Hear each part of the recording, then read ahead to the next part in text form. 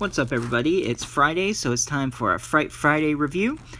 I'm going to go ahead and play the trailer for the movie that I did, and it's called Infestation. And where was the trailer? Here we go. So I'll go ahead and play that for the category of Quit Bugging Me.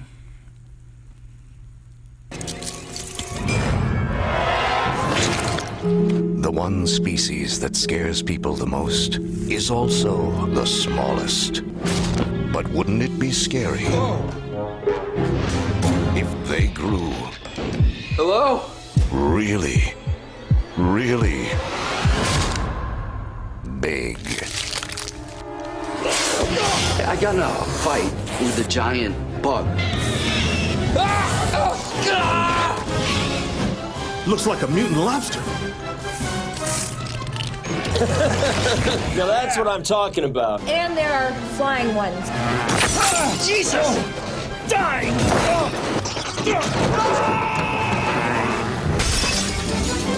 I'll tase his ass. God damn it. This year, get ready for the freakiest, How bad? Oh, I don't worth saving. crawliest, and craziest You're killing him! Oh, shit! infestation ever.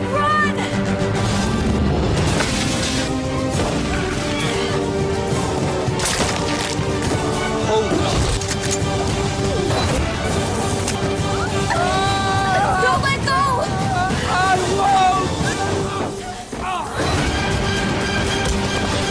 Haven't had this much fun since Fallujah. Oh my god. I peed a little. Lucy. Alright, Infestation came out in 2009, runs approximately an hour and 31 minutes. It's directed by Kyle Rankin, as well as written. Chris Marquette is Cooper. Brooke Nevin plays Sarah. And if she looked familiar, if anyone watched Animorphs on Nickelodeon, which was based on the books by K.E. Applegate, she played Rachel. I forget what else she's done. She's done a few other things and shows. E. Quincy Sloan plays Hugo, who happens to be deaf in it and wears hearing aids. Wesley Thompson, who plays Albert, which is Hugo's dad. And then, as you saw, Ray Weiss, he plays Ethan, and that's Cooper's dad. And basically it starts out with Cooper. He's kind of a goofy, self-absorbed slacker, I guess you could say, and he's running late to his job, and his dad is calling him, trying to see if he's there because he hooked him up with the job, and because he doesn't feel he's responsible enough, and he's all like, you better be there, and Cooper's like, yes, I'm in the elevator, and then you hear a car blare its horn at him, and he almost gets hit by someone, which later we find out was Sarah, Brooke Nevin's character. And he gets into the office, and when he gets to his desk, he either sells products or takes complaints or some sort of phone operator job. It doesn't really specifically say what it is, but he's pretending to do work, and another coworker tells him his boss wants to see him. So he takes someone's papers and pretend he was filing, and while she's talking on the phone, he's like, yeah, I gotta get this filed, I'll catch up with you later, and because he's afraid of what's gonna happen. And so she calls him in and everything, and before he knows he's gonna get fired, he's like, you know what, I quit. And she's like, I'm gonna fire you. And he's like, well, I give my 2 weeks notice, you can take the 2 weeks. And she's like, I'm not taking the 2 weeks. And as they're talking, we hear, which later another character said, some sort of loud noise. It almost sounded like a fire alarm, and it causes them to pass out. And then we go to a scene, everyone in the office is wrapped up in these cocoons, and Cooper wakes up, and he gets sick. He throws up this white liquid. It's possible because of the bugs, those like beetle-looking ones that you saw in the trailer. They probably like injected him with something before, like they were going to eat the people or whatever they were going to do, bring them to their nest. Like everyone he wakes up, they get sick. It's just the normal, well, not really normal, but in this case, they get sick before, as soon as they wake up. And they realize they were like in a coma for almost a week or days prior to it, and they don't really remember too much of what had happened. They just remember like the last action that they were doing.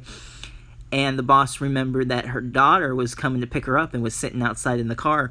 So Cooper and her, they run out, and he feels that it's a bad idea going out there, not sure what's going on, but he decides to go out to the car to help the daughter, and he wakes her up, and she's freaking out, not going on, thinking he's done something to her, sprays pepper spray in his face, and he doesn't see it, but the mom, one of those flying dragonfly with the scorpion tails, comes down, swoops up, attacks the mother, carries her off, and so Sarah realizes Cooper wasn't the one who had attacked her, and so she tries to lead him into the building, and they're starting to be surrounded by some of the bugs, but they realize that they're attracted to sound on the way in, so they're like being quiet, and she sets off the car alarm, and they escape inside, and they start waking more people up, and they don't realize what's going on. A couple of people try to decide who should be in charge, and those two guys you saw in the truck wanted to take off, and well, that wasn't a good idea. So basically they're trying to just survive and wake up more people, and then they were going to go to like the station to try to find some radios to see if anyone else is alive or what's going on, how far spread is this infestation, basically, of these insects. And Cooper wants to go ahead.